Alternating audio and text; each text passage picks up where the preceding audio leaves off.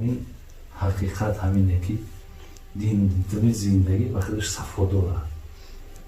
زندگی را نمی قدر غم و دقت های یکی به هر حالا با حرکت میکنی که خود ما حفظ کنم، همین حرکت میکنم که من همین حالا تو بگذارم مثلا همه همین دولت با چی میکنن؟ دولت همین میکنه که دوست میداریم دنیا را دوست میداریم. اگر چنده که حقیقتا در همین دین اسلام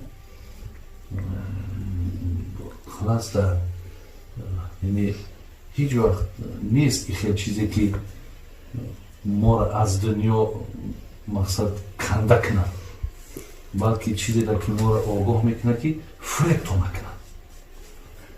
یعنی در دنیا بدن ما برادر عزیز معنی را ندارد که ما وقتی در یک جایهای آباد میسازیم یا مقصد در جایهای خوب زندگی میکنیم، یعنی این خیره، این زیان ندارم. فقط ما را همین دنیا مقصد فریب که کرد، اگر تمام توجه ما را به خودش گرفت و ما را مقصد از بندگی خدا دور کرد، خطرش همینجا، خطرش در همینجا. برای حتی از دنیا کندنم تماما هیچ رغبت به دنیا نداشتنم هیچ در یگان تاکیدهای دینی نامده که شما تماما به دنیا هیچ پیوندی نکنید، رابطه نکنید. خب اگر چند از جانب خدا و پیامبر بسید ملامت شده دنیا، لیکن حیات بردن، زندگی کردن خطا نیست برادر عزیز. فقط دل بستن و به سبب یا خاطر همین دنیا از خدا دور شدن همینش بسیار چیزی خوف میگیم، بسیار همین چیزی خطرناکه. عزیزای خدا میگه حال دنیا را بپرسیدم من ز یک فرزانه، یک آدم بسیار دانشمند خوب گفتم دنیا را نمیگوی دنیا چه میدونی؟ حال دنیا را بپرسیدم من ز یک فرزانه، گفت باد است یا خواب است یا افسانه. گفت باد است یا خواب است یا افسانه، یا مثال توده برف است در فصل بهار. هیچ عاقل دل نبندد با چنین ویرانه. دل نبند میگدن زیرا این رنگ یک توده برف در فصل بهاره. یک توده بیاد برف در فصل بهار من چکرش میکنن؟ آبش میکنن، آبش میکنن میگه و تمام. برای همین یعنی همین دیکن همین صفای زندگی ما را، همین شیرینی زندگی ما را همین دکتر آویز میگه که میدونین یکم چیزی که همین شیرینی شای شما میگیره چیه؟ میگه یکم میگه چیزی که شیرینی شای میگیره همینه که شما با تقدیر الهی راضی نمیشی. وقتی آدمی که در تقدیر راضی نباشه میگه در همین دنیا همین زندگیش حیاتش صفا نداره. ببین خوشبخت خودش احساس نمیکنه. یکی وقتی آدم اگر کم به تقدیر بده برادر عزیز بسیار بسیار نمیگوید که یک کوه را از پشتش دور کرده بیه، همه را به تقدیر حواله کرده بخی، زیرا که خودش هم همین نیاخی.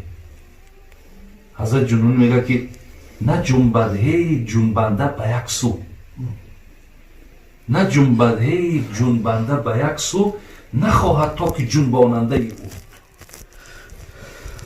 که شاه از پیش خود شاه از کجا شد؟ کجا سائل ز پیش خود گدا شد؟ اگر نقاش نیکان را سریشته در اینجا زیشتان را کی نوشته؟ همه در حکم تقدیرش دوانند، و هر سوی که میخوانند روانند. به خاری سوی کافر همه بینی، مبادای فروز از شمع دینی. تقدیر برادر از یک چیزی هست که انسان اگر با تقدیر کم بده، ما همه کاری که از ابتدا تا انتها همون 4 ماه در شکم مادر ما بودیم که علاقه مقدرات ما حالی خودش یفتگیه. و همین خاطر چیزی به سر بنده اگر میاد خواه از بدی خواه از خوبی همه در مقدرات هست. اگر ما همین را ای نزد خودش ببینیم برادران، ببینیم که صفای زندگی ای بین نمیره، صفای زندگی ای بین نمیره برادران. میگه دویم چیزی که حیات شما را خلال میتر، شیرینی حیاتتون نگرفته، میگه ای حسده. یعنی در نام پری حسد که ای یعنی همین زیقی حسد داریم آخی. همین جناب ارسطو و سقراط و افلاطون خیلی که عالمای ایران قدیم بکن، همین جناب ارسطو را گفتن که چرا همین آدمی که حسد داره دویم زیقه؟ چی گفت؟ همین تو وقتش نداره، همه چیز داره وقتش نیست. گفت آخی ای دو جهتنش که یکم گفت وقتی کاراش برار نمیگیره ای طرف زیقه، با کارای کسی برار بگیره او دارم زیقه. ای دو طرف زیقه است. برای میگویی هر روزی خشده میبینه برای کاری ما دارم زیقه، برای کاری خودش دارم زیقه. دو طرف میگه ای آدم میسوزه. برای همین میگه یک چیزی که دیگری که زندگی ما را برادران شیرینی شایبه میبره حسده. یعنی در همین جامعه زندگی میکنیم حسد کمه، اینقدر حسد زیاده. در همه کاتگوری آدم حسد است، در همه کاتگوری. همین لیکن خیر نداره برادر، هیچ خیری در این نیست. پیامبر صلی الله علیه و سلم ولا تحاسدوا تاکید میکنه، ولا تباغضوا ولا تدابروا و کنوا عباد الله اخوانا. حضرت تاکید کرد ای امت اسلام چی درتان رسیده؟ باید دیگری که حسد داریم، از حسد باز بیستیم.